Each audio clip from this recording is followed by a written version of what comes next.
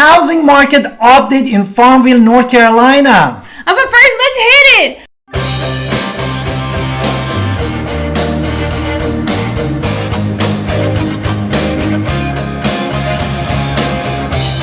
Hi, this is Alan Victoria. Welcome to our channel and podcast. And if this is your first time in our podcast and YouTube channel, please subscribe in our channel. And also, we wanted to provide a very useful and valuable information for you. Right, so that's what we do all this single time. But again, most important is if you have your real estate needs, please call us at this number.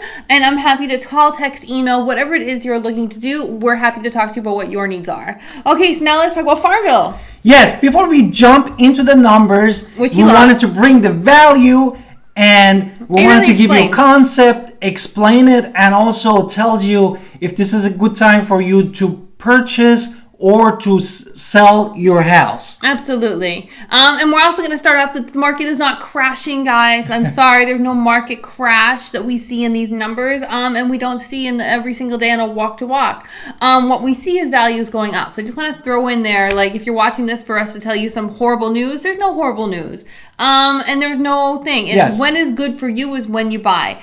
Okay, so now let's talk about these things. So let's talk about the basically, according to the National of the Real Estate, or NAR, we know that what is marked as inventory is basically active listing and pending listing. And what we is get the calls pending all listing? the time from people who say, hey, what does this pending mean? Or contingent. It's the same thing.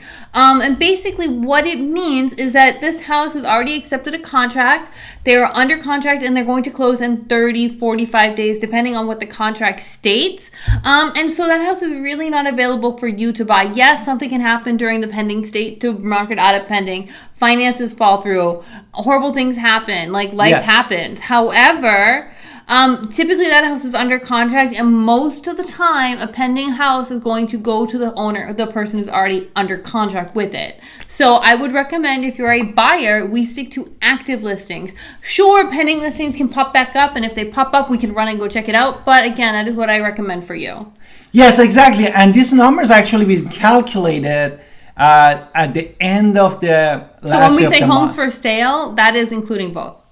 Exactly. And then another thing that we wanted to talk about also off the market is vocabulary that you heard it a lot. And what is the off market? Off market can be a couple things. It can be these pocket listings, these secret listings. It can be a FSBO, for sale by owner. Exactly. And it can also just be somebody went onto a website, logged up and said, hey, I wonder how much my house is worth. Click, click, click. They got a number and then they moved on. However, the AI and the categories, it is now caught as a capture. So we now know somebody at some house who might never sell for another 20 years looked at the value of their home. So it can be something that's not coming for the market, something that is off market by a real estate agent, not just as a pocket listing, which is kind of illegal. And they typically don't happen because it is standard as unethical. But, you know, life happens, but that's unethical.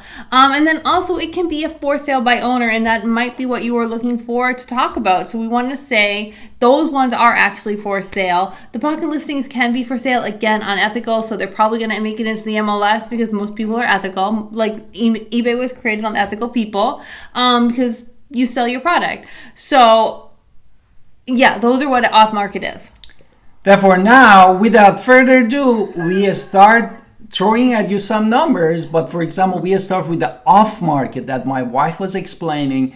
We had 65 off market in the Farmville with the zip code 27828, and it increased 44.4%. So a lot of people in Farmville, and I'm going to recommend, if you're in Farmville, Farmville is a good area already. Why? You are on the path from Raleigh to Greenville, right? So you're already on that highway, and they're doing a lot of highway expansion with a lot of commercial businesses, and they really want to kind of grow the area, and you are right in that path of planned growth. So I do want to mention that that is a really good thing to be, because it means that your home value increases more in the future. And we're already seeing that now because we see new construction, which we're going to talk about. And stay tuned with the channel because we want to give you a bonus tips too for this video. What bonus tips? Or the audio that we putting it in what? On all our podcasts, all the stations. All podcasts. Okay, so let's go for the home for sales now. Yes. Therefore, now we are going to basically inventory home for sales in basically Farmville. The last 30 days was 23 homes and was 17.8% increase. Now we're also going to throw in this number. There is a lot of new construction that is happening, as we said. We do have builders. We have subdivisions. That was part of our bonus tips that we wanted to share. So we'll do that at the end. Okay. Yes. So then we're going to go to new to market. So don't forget those can include pending. New to market in the past 30 days. These are the ones that are active. Absolutely. How many? It was 12 homes, 23.8% increase. All right, and then homes sold in the last 30 days, which means the contract finished and the house is now there. 10 homes sold and 11.1% increase. The number of the homes. Now, sellers, this is the number that you guys care about, because the average home price in Farmville last month was $259,757. Which is 17.3% increase. Now, again, home prices and homes sold can be different. Because you live in a nice house doesn't mean that all the houses in Farmville were that beautiful as yours. Exactly. It can happen, and of course, and they can think. But this is an average of all homes. So the average sold price in Farmville, the average sold home price was $190,150. Therefore, average of which was 30.2% increase. As my wife said, we were talking about, we have a new construction there even for $410,000, and we had the house for like a 50 or 100,000. Therefore, this is the average that we are giving it to you. Right. So what about price per square foot? Now, this is a general number. The price per square foot actually increased 4% in the month of the August, and it reached to $129. And again, I recommend, if you're a homeowner in Farmville, it's a growing area, I would recommend that number is going to go up.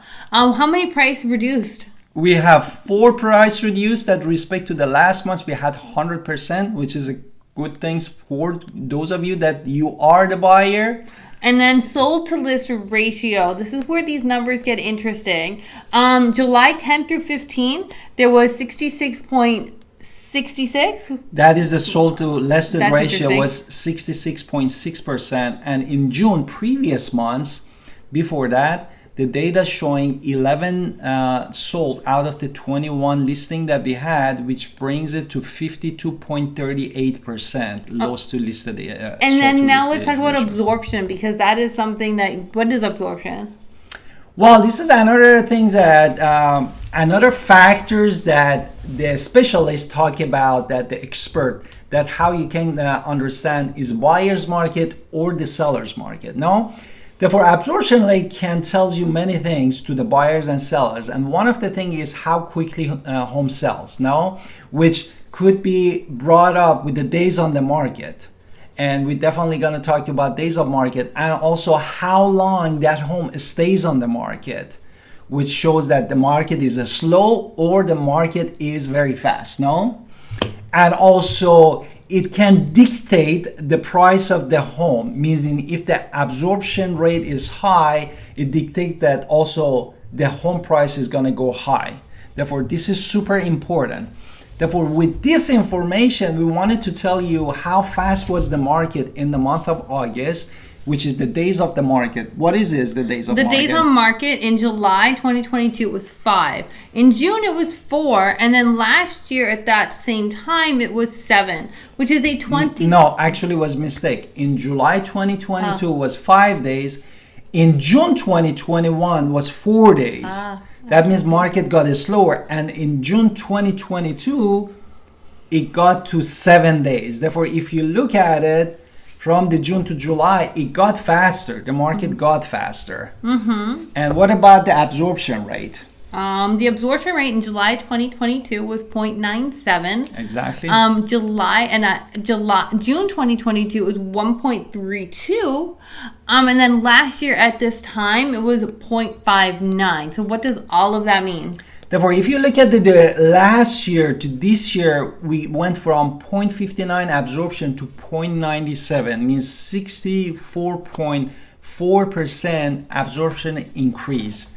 That means the market got hotter in Farmville and apparently also got faster according to the data. That's why also we had a square per footage was increased. 4% increased. Right. So people talk about the market crashing when we see numbers going up. So, I mean, this is the reality of what we see versus what we see in the news. Yes.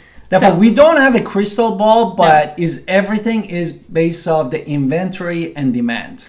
Right. And what is the demand, and these two balance each other. And it ultimately comes down to what your life goals are, and it has nothing to do with anything else. If you're a seller and you're thinking, I want to go live in the islands and this is my dream and I've been thinking about it and now I'm going to do it, then you put your house for sale and you do it because that's your dream and you're going to follow what you want to do. And if you're a buyer and a first-time home buyer and you've never bought before, this is still actually it is a really great time for you in general because there's a slightly less competition out there right now than that we have seen, which is great. And also another point that I wanted to bring to your attention is if you look at data that we said absorption rate in June 2022 was 1.32 and in July 2022 was 0.97.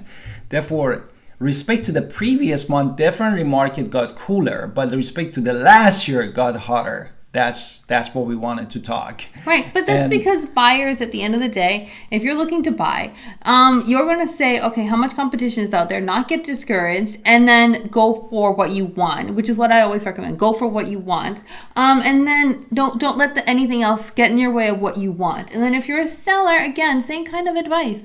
If you want to do something, you do it, and it's a great time for you because, to be honest, there's still not enough inventory out there. We are not. And the reason that we wanted to say this thing is all based off the numbers, guys. Absolutely. And the numbers, it tells me that in active listing that we had in July 2022 was 7, and in July 2021 was 5, and in June 2022 was 9. Therefore, so active listing, actually, we had less inventory from 9 in the June to 7 in July. Also, the pending, what was the pending? 8.5 this month in July, 12 in June, and then 9 last year. But let's move on to our bonus now, no? Yes. Therefore, we wanted to tell you that we had less inventory and also less sold. That tells you that for the buyers, what it tells you for the buyers, that for the buyers, we had also still an opportunity because of the last couple days, we had a better interest rate, to be honest, previous to the respect to the 3 weeks ago. And that's really helps you for, and still there are some promotion with some of even the new houses in the market that helps you to get the house that you want, and which and we didn't have it to the previous 2 months. Okay, let's talk about that new supply. And also I want to mention that new construction sometimes has specials. So if we know what the specials in our area, if you're looking, call us. Okay, let's talk about those supply. What are they? You want to talk about the subdivisions that we know about, right? Therefore, before going to the subdivision, I know many of you as a parents, they really wanted to understand which school you need to put your kids.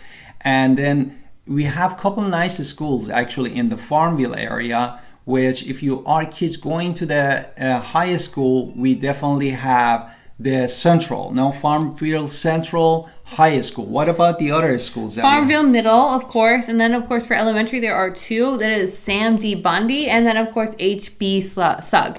And those are the schools. But now let's talk about those subdivisions, and people really care about the numbers of how much their house is if you live in one of these subdivisions. Let's start with Birchwood. Therefore, our bonus tip. Birchwood. Our bonus tips.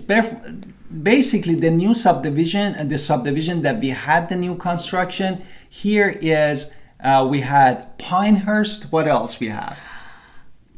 I really want to go into what the prices are because this is a price number. Birchwood. Okay. Oh, thank you. Birchwood. How much is that?